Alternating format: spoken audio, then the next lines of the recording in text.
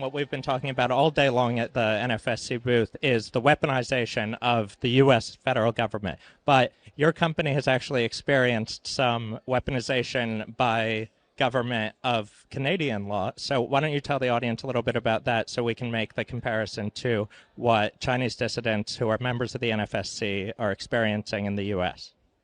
Sure. A few months ago, there was a trucker convoy that was making their way across Canada just to do some protesting because it's a democracy up there. And the Canadian government wanted to shut it down because they didn't like the protest. And so the truckers decided to come to Give, Send, Go to fundraise because that's what we do. We allow people to fundraise for the causes that are important for them, whether we agree or disagree with them. And so we allowed these truckers to raise funds on Give, Send, Go. The Canadian government did not like that very much, and so they decided they were going to try to shut it down. But being an American company, we said, well, you don't really have jurisdiction over us, which, again, they didn't like very much. And so what ends up happening is that they do this emergency act up in Canada, trying to stop their people from receiving these funds. And now, months later, Give, Send, Go is being named in a class action lawsuit of like $300 million for just allowing people to raise funds for something that was not illegal, something that was just important to them.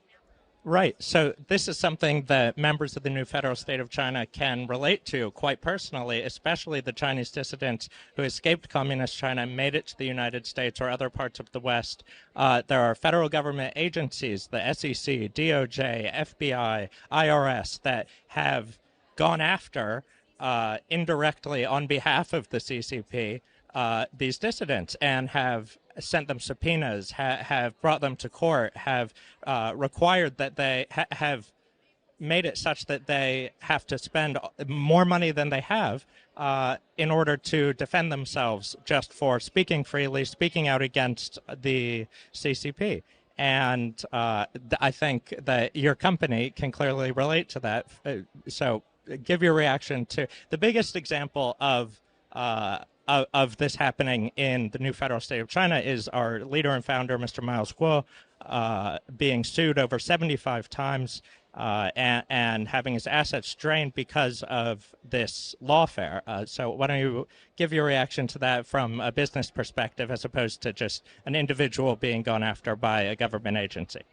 Sure. So we see that happening. We actually get a lot of subpoenas and the government asking us for information from our platform. And we actually push back a little bit, but we also understand that if they can tie you up in lawfare, causing you millions of dollars and just the defensive, you can't continue necessarily doing what you need to do. Hey, down,